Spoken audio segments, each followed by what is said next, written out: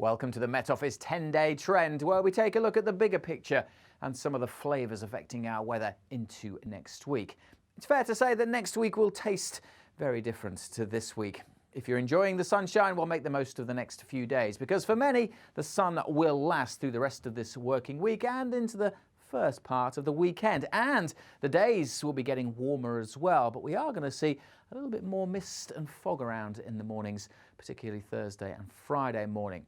After that, we will see the change. Now, there's a bit of uncertainty about exactly when we'll see the change, but basically by next week, expect much cooler weather, cloudier weather, and with some places hardly seeing a cloud this week, that won't be too hard.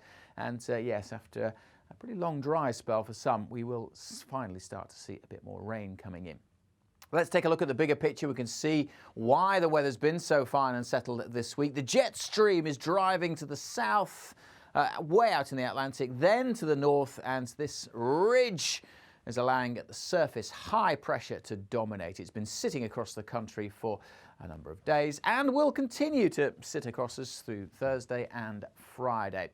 Now, as the nights are getting longer and temperatures drop off at night, it will turn cool enough for some mist and fog patches to form, particularly close to the centre of the high where the winds are light. So expect some mist and fog, as I say, on Thursday and particularly Friday morning. But the high is gradually ambling away. It's very slowly just drifting to the east, and that is allowing southerly winds to pick up, and they will waft up some warmer air by the time we get to Friday and Saturday. So in the sunshine, it'll feel quite a bit warmer by the time we get to Saturday. How much warmer? Well, temperatures like last weekend could be back into the mid-20s across parts of the south, depending exactly on the wind direction, because if it's coming in from the North Sea, parts of the east coast could be a little cool, and it perhaps won't be quite as warm in the west, because here we're starting to see a change on Saturday. There'll be more cloud around, and that's because a weather front is approaching. Now, there's a bit of uncertainty about the exact timing of this weather front. That's because it's a blocking area of high pressure that we've had in control.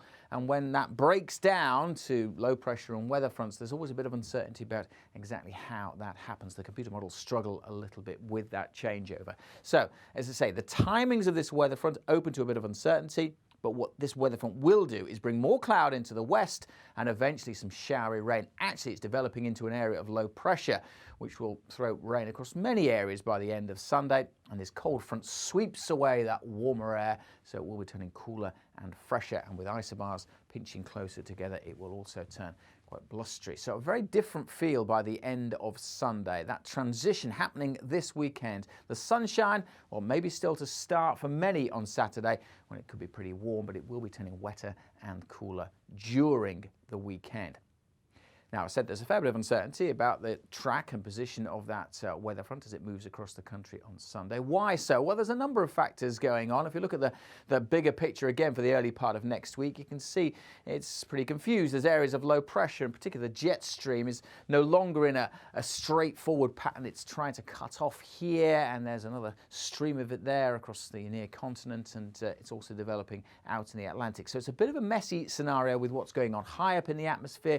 There's also events going on across Greenland that are affecting things, and also this area of low pressure is adding an extra complication because of where it's come from. Now, by the time we get to Monday, it looks like this will be bringing in weather fronts and isobars, so we'll see a spell of wet and windy weather. But there's a lot of uncertainty about the timing of this weather system as well, because if we track it back over the previous few days, coming back to the current position of that low pressure system, and we actually discover that that low is currently a hurricane affecting Bermuda over the next 24 hours or so. Now, it's a hurricane, lots of isobars on the chart there, very strong winds, and it's been driven by the warm waters over the tropics. As it moves further north, well, it will change. It won't be a hurricane anymore. In fact, by Friday, it's just an area of low pressure. Certainly by the time it approaches the UK, it's just a standard area of low pressure, but it is set to bring a spell of wet and windy weather. Notice how it's lost that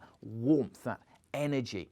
And it could be affected by the jet stream. And that's why there's uncertainty. This low pressure will bring energy, and that really confuses the atmosphere a little bit. And so there's always more uncertainty when you draw up one of these old tropical systems close to the country.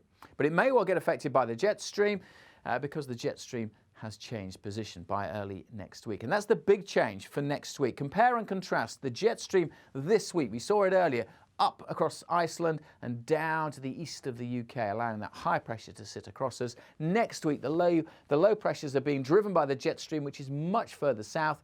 So with the jet stream in this position, our weather patterns will be very different. It means we'll see low pressure systems moving pretty much directly across the country. Now, this is next week. The exact position of these lows, how much rain they bring, how strong the winds are, open to a lot of doubt at this stage. But the main theme's a big change on the way, a big change to much more changeable weather. We're not going to see endless days of sunshine. There will be spells of rain, but it probably won't rain all week. There'll be some drier and brighter spells in between. Fairly typical autumn fare, you may say. Now, for the very latest details, day on day, always follow the Met Office on social media.